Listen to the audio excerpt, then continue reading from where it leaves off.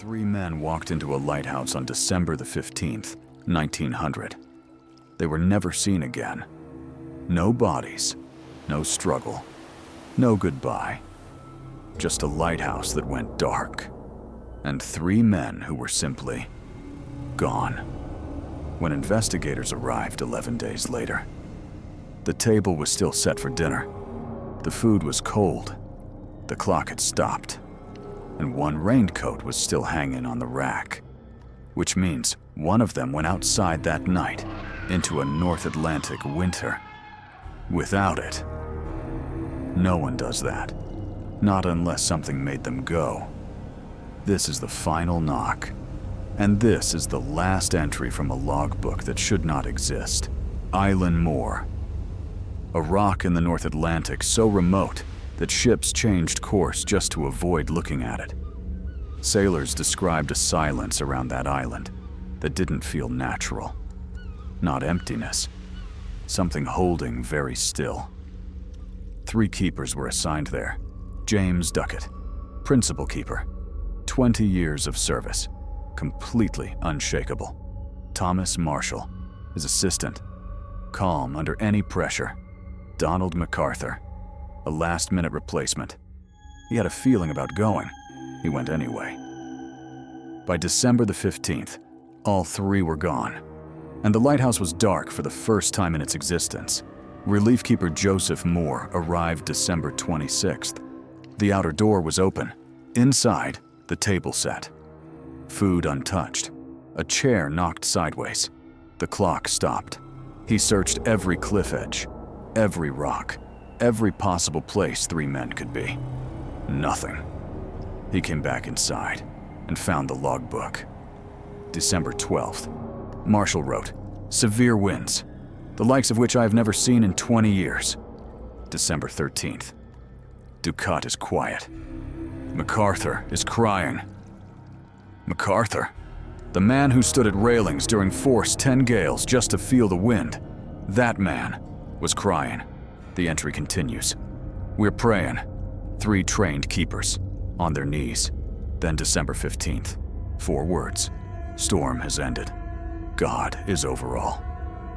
Moore stared at that entry for a long time because he had checked the meteorological records. December 12th through 15th. Official government documents. No storm. Not a single report of severe weather. Clear skies. Calm seas. So what were they afraid of? What made MacArthur cry? What forced 3 men to their knees? And what ended? On the same day they vanished.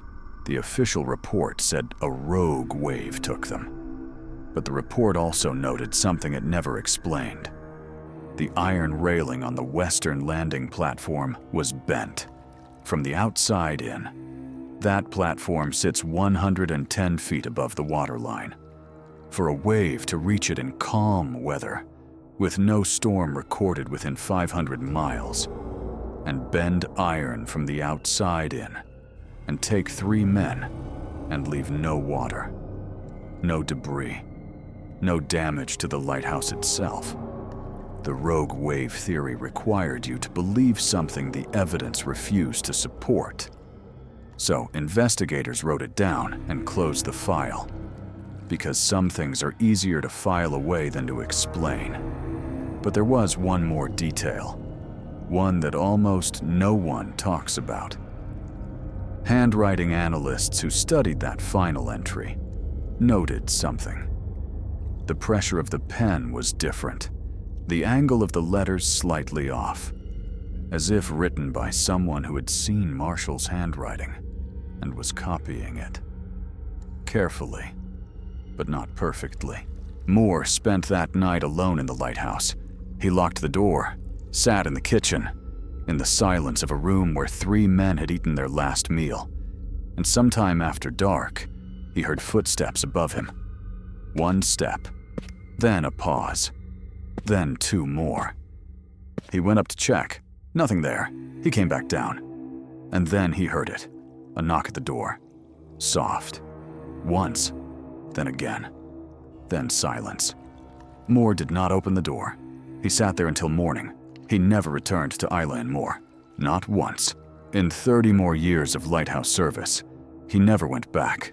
He never explained why. The lighthouse still stands, automated now. No keepers.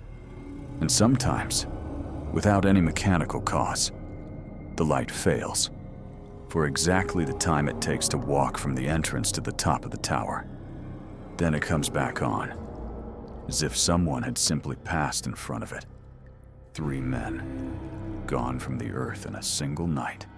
No bodies, no storm, no answer. Just a logbook and a final entry written in a hand that wasn't quite right. Mòr survived because he didn't open that door, which means something was on the other side, waiting to see if he would. So if you hear a knock tonight, soft, once, then again, don't answer it, because the worst knock is not the one that brings something in. It's the one that calls you out, the same way it called them, one by one, into the dark, into the calm, into the nothing at the edge of those cliffs. Some doors you never stop hearing. Some knocks never end. This was the final knock. If this found you tonight, you already know what to do. Subscribe, because next time, we go somewhere the light went out and never explained why. And something there has already heard you coming.